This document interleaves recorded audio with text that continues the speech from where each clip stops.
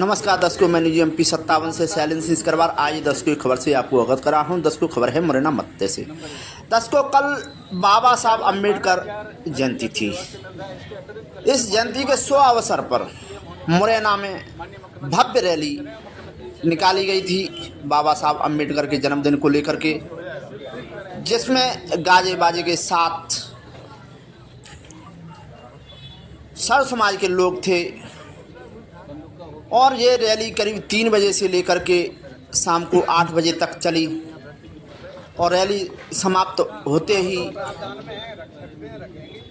दलित समाज के कुछ लोग अपने घर पर डीजे और गाजे बाजे के साथ घर जा रहे थे। उसी समय देवरी होना गांव में एक परिवार से उसके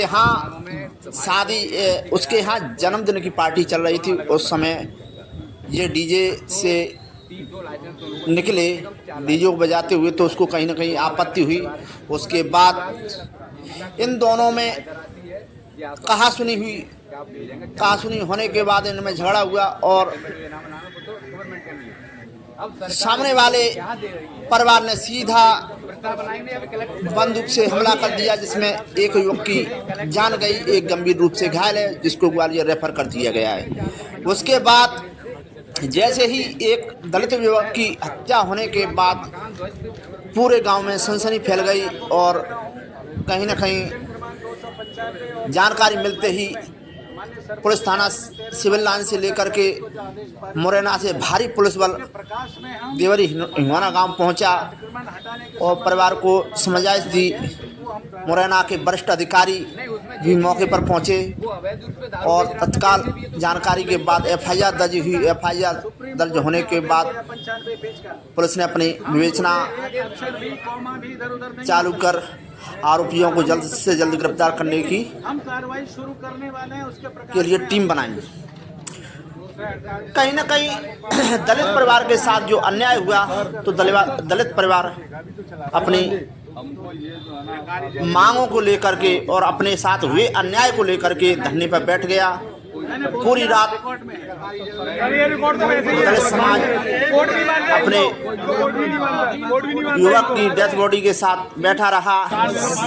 प्रशासन ने काफ़ी समझाइश दी, फिर भी नहीं माना। फिर उसके बाद जब डेथ बॉडी को पीएम हाउस पोस्टमार्टम पर लाया गया, तो यहाँ दलित समाज से लेकर के सर्व समाज के नेता आ गए और काफ़ी गहमा गहमी के बीच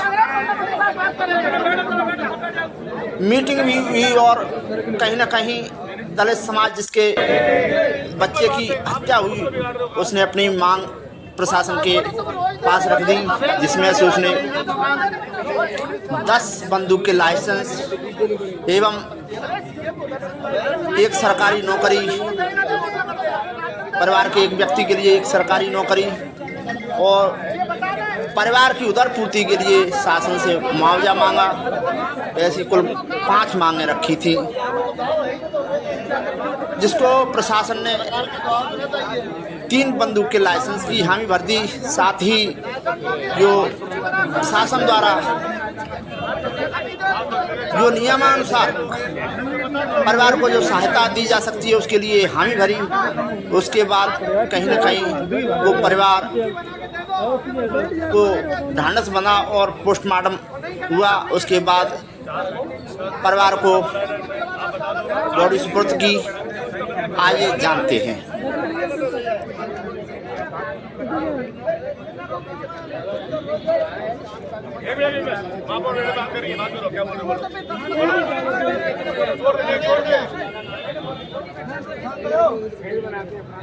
ये कोई बंदा है जेल में डल जाएगा रुक जा।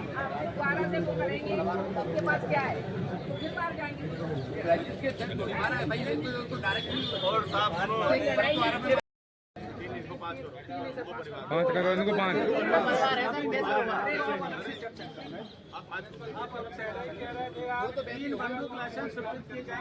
5 करने पड़ेंगे। नंबर 2, 5 लाख का सीएम शिक्षा अनुदान से प्रस्ताव सीएम साहब से चर्चा उपरांत कलेक्टर महोदय स्वीकृत कराएंगे।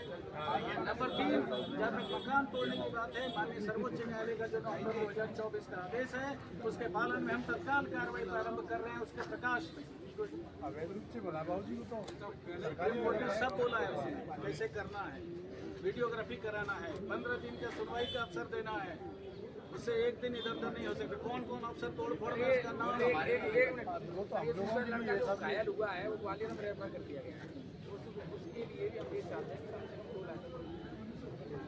अलग से चर्चा कर लीजिएगा। अरे उसका हाथ चला गया वो तो आपसे खराब हो गया हाथ खराब ना उसका तो हाथ खराब है सर अलग से क्या करने का था? टोटल हाथ खराब है उसका आपके साथ सर अपनी घटना हुई फिर क्या करेंगे सर अब कल मर जाए फिर अरे 5 हो जाएंगे 5 फिर क्या करेंगे ऐसा है सुन लो अरे हो जाएंगे 5 वीडियो काम नहीं बोल रहे महापौर साहब विधायक जी हम कह रहे 5 हो जाएंगे हो जाएंगे 5 तीन लोग हैं बहुत अपन मिलके करा लेंगे बोलो ना 5 करा लेंगे बोलो 5 जाएंगे, बोलो बोलो करा लेंगे 5 लाख रुपए अरे 5 करा लेंगे 5 करा लेंगे, कोई बड़ी बात नहीं, 6 करा लेंगे। सरकारी नौकरी किसी एक व्यक्ति हो अरे हमारे नगर निगम में होगा, हम अपने नगर निगम में दे देंगे नियम अनुसार।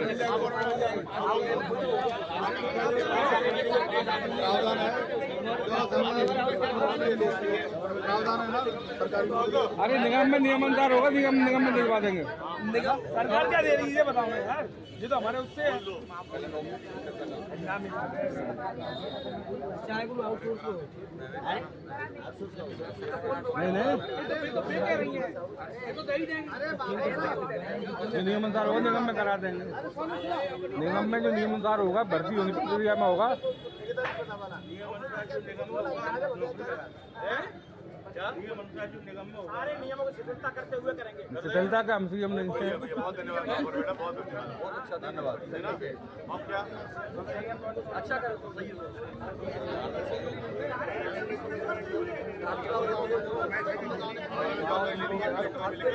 अब भैया सुन लो अब बोलो मत अब आप निर्णय क्या लेना है आपके साथ में ठीक है भैया तुम लोग बात कर लो, तुम लोग बात कर लो भैया। मैं ये कह रहा था महापौर जी को दे देंगी वो तो कलेक्टर बेस में मिल जाएगा, लेकिन जीवन भर की नौकरी कौन देगा? वो कलेक्टर ये हटी तो वो भी हट गए, तो वो तो कोई मिलेगी। अभी जो बात चल रही है वो तो हट जाएगी, फिर क्या मतलब है भैया? 5 जो अधिकार क्षेत्र में वो हम कर सकते हैं। मैं बोल रहा हूँ कलेक्टर सरकारी नौकरी तो चाहिए अपन को। कल पंचायत में आ जाओ के सब कह दी थी साहब, वही तो हम कह रहे हैं सरकारी नौकरी चाहिए। हाँ सरकारी नौकरी कलेक्टर बेस पे नहीं चाहिए। वो हमारे SC/ST का जो एक्ट है जिसमें मर्डर हुआ है उसमें सरकारी नौकरी का प्रावधान है।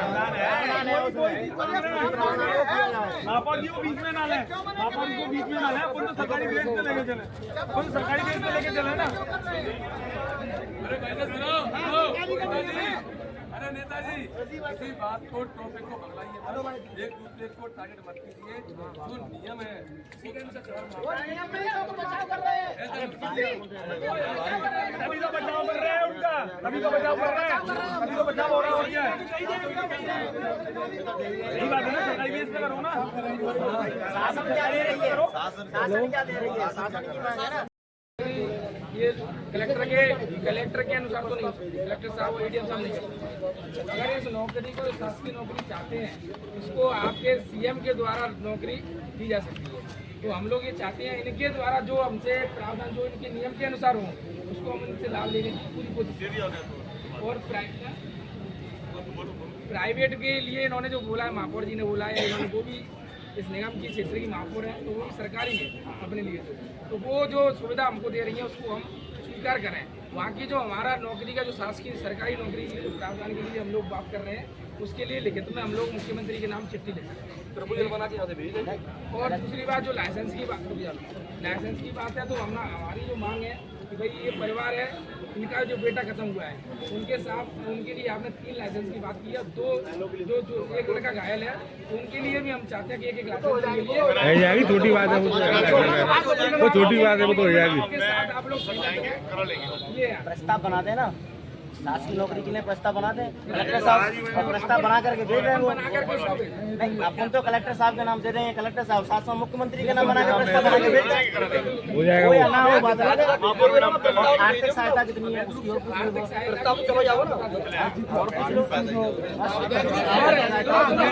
दूसरी बात है, मकान का जो नियम बता रहे हैं कि जो न्यायालय का जो नियम आया है तो नवंबर 2024 में, उसके अनुसार कोई भी मकान अगर नहीं तोड़े जा सकते, लेकिन जिसका जो मकान है वो अवैध कब्जा किया हुआ है तो ऐसी घटना पुनरावृत्ति ना हो पूरे समाज के साथ कभी भी, इसके लिए उस घटना को आप उस मकान अवैध को हटाने का पूरे कोशिश टाइम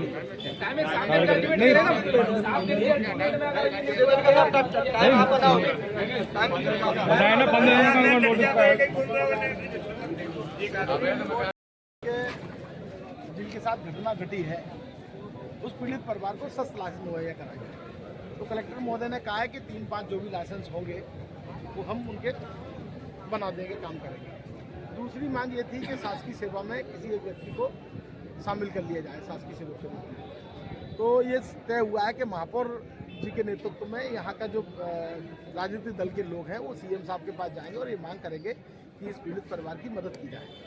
दूसरा ये था कि चूँकि उनके एक्ट में है कि अगर कोई अनुसूचित जाति वर्ग के व्यक्ति को कोई हत्या हो जाती है तो 4-4.5 लाख के लगभग आदिम जाति कल्याण विभाग से मिलते हैं और 5 लाख का प्रस्ताव मध्य प्रदेश शासन की ओर से, कलेक्टर की ओर से जाने वाला है।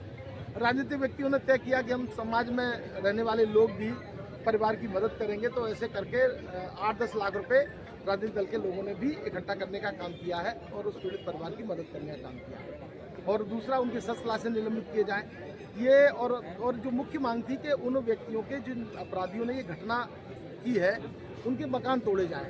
चूँकि शासन ने अपनी बाध्यता बताई कि सुप्रीम कोर्ट के नियम के अनुसार इसमें कार्रवाई में समय लगता है। अगर वो शासकीय उसमें होंगे, दायरे में होंगे, तो उन जमीन पर होंगे तो निश्चित उन पर कार्रवाई होगी, लेकिन उसके लिए भी 15 दिन का नोटिस पीरियड है। ये सब चीज़ें हैं, लेकिन कार्रवाई 2 दिन के बाद प्रारंभ कर ली जाएगी।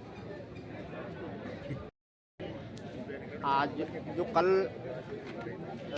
बाबा अम्बेडकर जयंती के अवसर पर एक व्यक्ति की, जो दलित समाज के एक व्यक्ति की मौत हुई और आप लोग यहाँ आए और कलेक्टर साहब के द्वारा जो आपकी जो मांग स्वीकार की गई है, अगर वो आगे अगर नहीं की जाती तो आपकी क्या रणनीति? नहीं, मांगे देखो ऐसा है कि जिस मृतक परिवार की मृत्यु हुई है